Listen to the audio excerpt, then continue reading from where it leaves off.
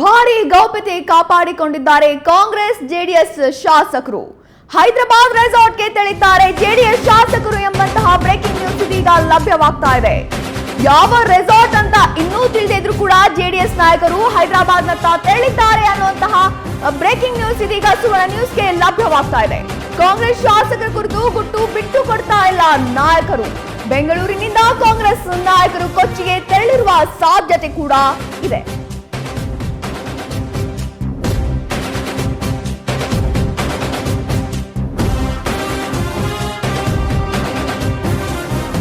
ರೆಸಾರ್ಟ್ನ ಭದ್ರತೆ ಹಿಂತೆಗೆದುಕೊಳ್ಳುತ್ತಿದ್ದಂತೆ ಶಾಸಕರ ವಾಸ್ತವ್ಯ ಬದಲಿಸಲು ಉಭಯ ಪಕ್ಷದ ನಾಯಕರು ನಿರ್ಧರಿಸಿದ್ರು. ರಾತ್ರಿ ಶಾಸಕರನ್ನ ಕೊಚ್ಚಿಯ ಹೋಟೆಲ್ಗೆ ಕರೆದೊಯ್ಯಲು ಕಾಂಗ್ರೆಸ್ ಜೆಡಿಎಸ್ ನಾಯಕರು ನಿರ್ಧರಿಸಿದ್ರು. ಇದೀಗ ಹೈದರಾಬಾದ್ನತ್ತ ತೆರಳಿದ್ದಾರೆ ಅನ್ನುವಂತಹ ಬ್ರೇಕಿಂಗ್ ನ್ಯೂಸ್ ಲಭ್ಯವಾಗ್ತಾ ಇದೆ. ಅಧಿವೇಶನದ ದಿನ ನೇರವಾಗಿ ಬೆಂಗಳೂರಿಗೆ ಬರುವ ಯೋಜನೆಯನ್ನ ಉಭಯ ಪಕ್ಷದ ನಾಯಕರು ಹಾಕಿಕೊಂಡಿದ್ದಾರೆ. ಕುದುರೆ ವ್ಯಾಪಾರದಿಂದ ತಪ್ಪಿಸಿಕೊಳ್ಳಲು ತಮ್ಮ ಶಾಸಕರನ್ನ ಉಳಿಸಿಕೊಳ್ಳುವುದಕ್ಕೆ ಕಾಂಗ್ರೆಸ್ ಜೆಡಿಎಸ್ ನಾಯಕರು ಇದೀಗ ಹೈದರಾಬಾದ್ನತ್ತ ತೆರಳಿದ್ದಾರೆ. ಇನ್ನು ಈ ಬಗ್ಗೆ ಹೆಚ್ಚಿನ ಮಾಹಿತಿ ನೀಡೋದಕ್ಕೆ ನಮ್ಮ ಪ್ರತಿನಿಧಿ ಸುರೇಶ್ ದೂರವಾಣಿ ಸಂಪರ್ಕದಲ್ಲಿದ್ದಾರೆ. ಸುರೇಶ್, ಇನ್ನು ರಾಜ್ಯ ರಾಜಕೀಯದಲ್ಲಿ ಕಾಂಗ್ರೆಸ್ ಜೆಡಿಎಸ್ ನಿಂದ ಬಿಜೆಪಿ ವಿರುದ್ಧ ಹೋರಾಟ ಜೋರಾಗಿದೆ. ಈಗ ರಾಜ್ಯದಿಂದ ಹೊರ ರಾಜ್ಯಕ್ಕೆ ರಾಜಕೀಯ ಶಿಫ್ಟ್ ಆಗಿದೆ. ಎಲ್ಲಿಗೆ ತೆರಳ್ತಾ ಇದ್ದಾರೆ ಹಾಗಾದ್ರೆ ಇವರು? ಸಂಧ್ಯಾ, ಬದಲಾದ ರಾಜ್ಯ ರಾಜಕೀಯ ಸನ್ನಿವೇಶ ಇದೀಗ ಎಲ್ಲವೂ ಸಹ ಕರ್ನಾಟಕ ಬಿಟ್ಟು ಬೇರೆ ಹೊರ ರಾಜ್ಯಗಳಿಗೆ ಶಿಫ್ಟ್ ಆಗ್ತಾ ಇದೆ. ಹೊರ ರಾಜ್ಯದ ರೆಸಾರ್ಟ್ ಗಳಿಗೆ ಶಿಫ್ಟ್ ಆಗ್ತಾ ಇದೆ ಅಂತ ಹೇಳ್ಬೋದು. ತಡರಾತ್ರಿವರೆಗೂ ಸಹ ನಡೆದಂತ ಈ ಒಂದು ನಾಟಕೀಯ ಬೆಳವಣಿಗೆಗಳಲ್ಲಿ ಮೊದಲಿಗೆ ಕೊಚ್ಚಿ ಮತ್ತೆ ಪಾಂಡಿಚೇರಿ ಈ ರೀತಿ ಬೇರೆ ಬೇರೆ ಸ್ಥಳಗಳ ಹೆಸರುಗಳು ಕೇಳಿ ಬರ್ತಾ ಇತ್ತು. ಅಂತಿಮವಾಗಿ ಇದೀಗ ಜೆಡಿಎಸ್ ನ ಎಲ್ಲಾ ಶಾಸಕರನ್ನ ಕರೆದುಕೊಂಡು ಹೈದರಾಬಾದ್ ಕಡೆಗೆ ಒಂದು ಖಾಸಗಿ ಬಸ್ ನಲ್ಲಿ ಜೆಡಿಎಸ್ ನ ಕುಮಾರಸ್ವಾಮಿ ಪುತ್ರ ನಿಖಿಲ್ ಕುಮಾರ್ ಸಹ ಅದೇ ಬಸ್ ನಲ್ಲಿ ತೆರಳ್ತಾ ಇದ್ದಾರೆ ಅನ್ನುವಂತ ಒಂದು ಮಾಹಿತಿ ಲಭ್ಯ ಆಗ್ತಾ ಇದೆ.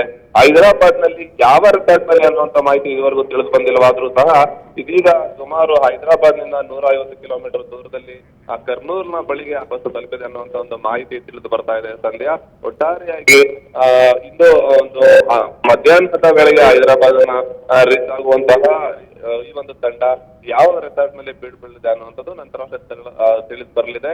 ಒಟ್ಟಾರೆಯಾಗಿ ಹೈದರಾಬಾದ್ ನ ಒಂದು ರೆಸಾರ್ಟ್ ನಲ್ಲಿ ಜೆಡಿಎಸ್ ನವರು ಬೀಳ್ತಾರೆ. ಅದರ ಜೊತೆಗೆ ಕಾಂಗ್ರೆಸ್ ನ ಎಲ್ಲಾ ಶಾಸಕರು ಸಹ ಹೈದರಾಬಾದ್ಗೆ ಬಂದು ಜೆಡಿಎಸ್ ನವರ ಜೊತೆಯಲ್ಲಿ ಒಂದೇ ರೆಸಾರ್ಟ್ ನಲ್ಲಿ ತಂಗಬಹುದು, ಅಥವಾ ಹೈದರಾಬಾದ್ ನ ಮತ್ತೊಂದು ರೆಸಾರ್ಟ್ ನಲ್ಲಿ ಅವರು ಸಹ ಉಳ್ಕೊಳ್ಬಹುದು ಅನ್ನುವಂತ ಒಂದು ಮಾಹಿತಿ ಸಹ ಲಭ್ಯ ಆಗ್ತಾ ಇದೆ.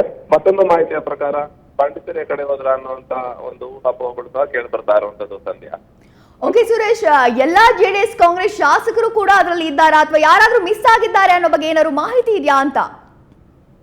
ಎಲ್ಲಾ ಶಾಸಕರು ತಮ್ಮೊಂದಿಗೆ ಇದ್ದಾರೆ ಅಂತ ಅವರು ಹೇಳ್ತಾ ಇದ್ದಾರೆ. ಕೆಲವೊಬ್ರು ಶಾಸಕರು ಅನಾರೋಗ್ಯದ ಕಾರಣವನ್ನ ನೀಡಿ ಬಂದಿಲ್ಲ ಅನ್ನುವಂತ ಒಂದಷ್ಟು ಮಾಹಿತಿಗಳು ಬರ್ತಾ ಇದೆ. ಬಹುತೇಕ ಎಲ್ಲಾ ಶಾಸಕರು ಸಹ ಸಂಪರ್ಕದಲ್ಲಿ ಇದ್ದಾರೆ. ಅಂದ್ರೆ ಯಾರೆಲ್ಲ ಅನಾರೋಗ್ಯದ ಕಾರಣ ನೀಡಿ ಬಂದಿಲ್ಲ ಅಂತವರು ಸಹ ನಮ್ಮ ಸಂಪರ್ಕದಲ್ಲಿ ಇದ್ದಾರೆ.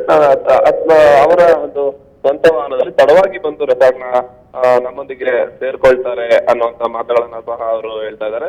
ಬಹುತೇಕ ಜೆಡಿಎಸ್ ನ ಎಲ್ಲಾ ಶಾಸಕರು ಸಹ ಒಟ್ಟಾಗಿ ಜೊತೆಯಲ್ಲೇ ಇದ್ದಾರೆ ಅಂತ ಹೇಳ್ಬಹುದು. ಸಂಧ್ಯಾ, ಓಕೆ ಸುರೇಶ್, ಕಾಂಗ್ರೆಸ್ ನಾಯಕರು ಕೂಡ ನಿನ್ನೆ ಹೈದರಾಬಾದ್ಗೆ ತೆರಳ್ತಾ ಇದ್ದೇವೆ ಎಂದಿದ್ರು. ಬಳಿಕ ಅವರು ವಿಮಾನದ ಮೂಲಕ ಬೇರೆ ಕಡೆ ಹೋಗಿದ್ದಾರೆ ಎಂಬ ಮಾಹಿತಿ ಇದೆ.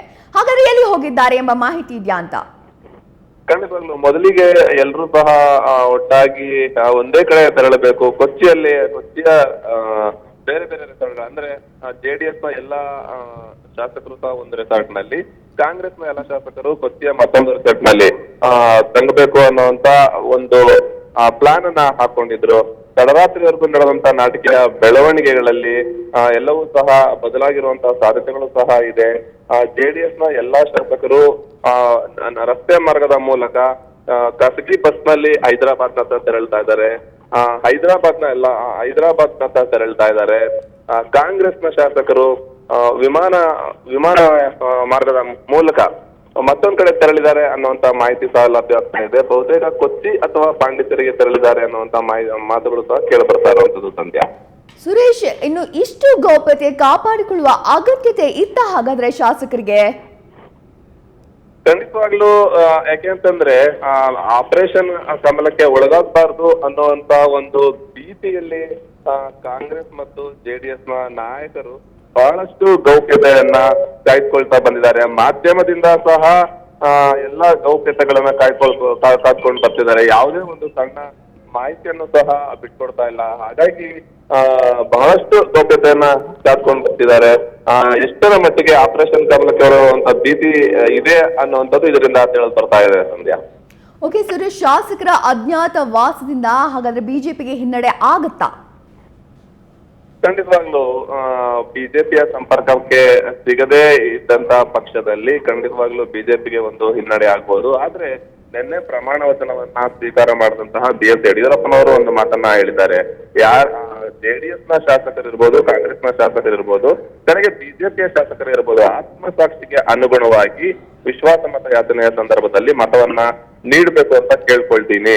ಬಿಜೆಪಿಯ ಆಡಳಿತದಲ್ಲಿ ನಂಬಿಕೆಯನ್ನ ಇಟ್ಟು ಮತವನ್ನ ಚಲಾಯಿಸಬೇಕು ಅನ್ನುವಂತ ಮಾತನ್ನ ನಾನು ಕೇಳ್ಕೊಳ್ತೀನಿ ಅನ್ನುವಂತ ಮಾತನ್ನ ಹೇಳಿದ್ದಾರೆ. ಹಾಗಾಗಿ ಇವರು ಬಿಜೆಪಿಯವರ ಸಂಪರ್ಕಕ್ಕೆ ಸಿಗದೇ ಇದ್ದ ಸಂದರ್ಭದಲ್ಲಿ ಖಂಡಿತವಾಗ್ಲೂ ಬಿಜೆಪಿಗೆ ಒಂದು ಹಿನ್ನಡೆ ಆಗುತ್ತೆ.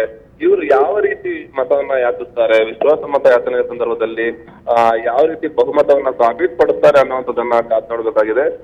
ಬಹಳಷ್ಟು ಶಾಸಕರು ತಮ್ಮ ಕುಟುಂಬದವರ ಸಂಪರ್ಕಕ್ಕೂ ಸಿಗದೆ, ತಮ್ಮ ಕ್ಷೇತ್ರದ ಜನತೆಯ ಸಂಪರ್ಕಕ್ಕೂ ಸಿಗದೆ ಈ ರೀತಿ ಹೊರ ರಾಜ್ಯದ ರೆಸಾರ್ಟ್ಗಳಿಗೆ ತೆರಳ್ತಾ ಇರೋದು ಖುದ್ದು ಕಾಂಗ್ರೆಸ್ ಮತ್ತು ಜೆಡಿಎಸ್ ನ ಶಾಸಕರಿಗೆ ಒಂದು ಅಸಮಾಧಾನವನ್ನ ಉಂಟು ಮಾಡಿದೆ. ನಾವು ನಮ್ಮ ಕ್ಷೇತ್ರಗಳಿಗೆ ತೆರಳಿ ಇದುವರೆಗೂ ಮತದಾರರಿಗೆ ಒಂದು ಕೃತಜ್ಞತೆಯನ್ನು ಸಲ್ಲಿಸೋದಕ್ಕೂ ಸಹ ಆಗಿಲ್ಲ, ನಮ್ಮ ಕುಟುಂಬದವರ ಜೊತೆ ಸಹ ಸಂತೋಷವಾಗಿ ಕಾಲ ಕಳೆಯೋದಕ್ಕೆ ಆಗಿಲ್ಲ. ಹಾಗಾಗಿ ನಮಗೂ ಸಹ ಒಂದು ಅಸಮಾಧಾನ ಇದೆ ಅನ್ನುವಂತ ಮಾತನ್ನ ಬಹುತೇಕ ಕಾಂಗ್ರೆಸ್ ಮತ್ತು ಜೆಡಿಎಸ್ ನ ಶಾಸಕರೇ ತಮ್ಮ ಅಸಮಾಧಾನವನ್ನ ಹೊರಹಾಕ್ತಾ ಇದ್ದಾರೆ.